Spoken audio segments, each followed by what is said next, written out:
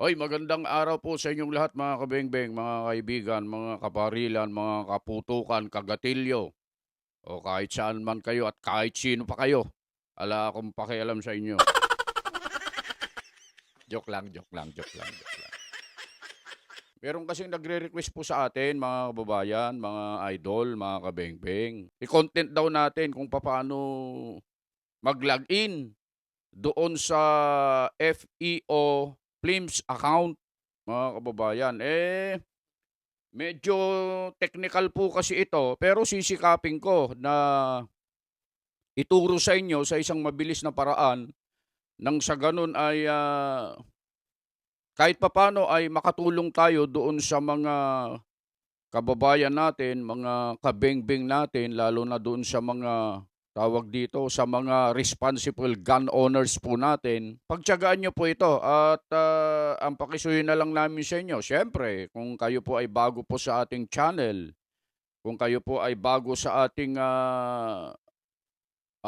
page o profile, paki-follow naman ng ating, Facebook page o kaya Facebook profile. At, paki-subscribe na rin yung ating YouTube channel mga kababayan at mga idol, mga kabengbeng.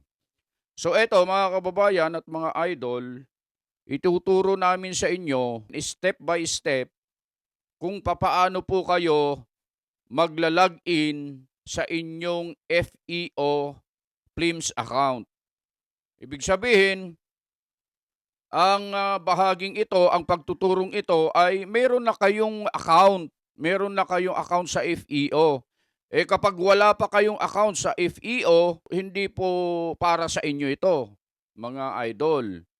Pero kung kayo ay may account na sa FEO at gusto nyong i-login pero hindi nyo alam kung papaano i-login, eto para sa inyo po ito mga idol. I-share niyo na rin po ito para malaman po ng ating mga kaibigan, mga kababayan natin na, responsible gun owners, mga kaibigan.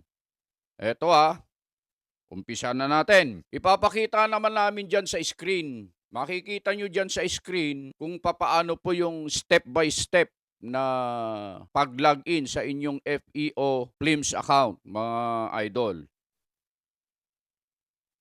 Para mag-login sa inyong FEO Flames account, ilagay ang iyong mobile number at pagkatapos ay ilagay ang iyong password. Pagkatapos ay i-click ang sign in. Upon successful login, you are required to answer the CAPTCHA.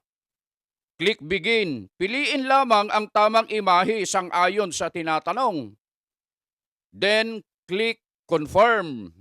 Pagkatapos, i-scan ang QR code na lumabas o nagpakita. I-download ang Google Authenticator app via App Store or Google Play.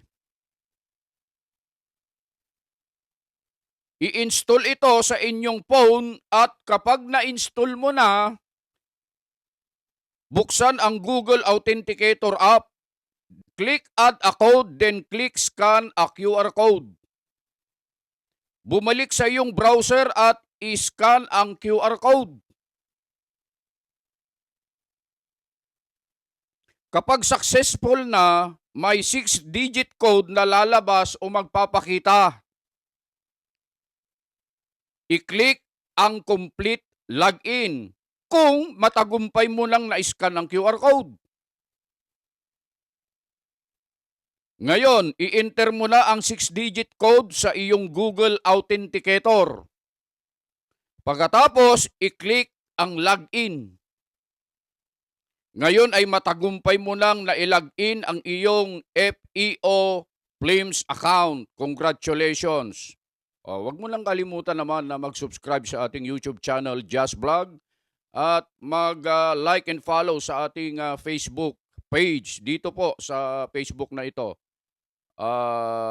Mga kababayan, mga kabengbeng, mga idol, mga kagatilyo, kaputukan. Ayan, yan. So yun lang, sana po nakatulong po ito sa inyo, mga idol. Pakishare na rin po ito para malaman po ng iba. Kung hindi nyo po nasundan, Siyempre uulit-ulitin niyo po ito hanggang sa makuha niyo po yung tamang, pagla-login ng inyong FEO Flames account. That's all. Thank you. God bless.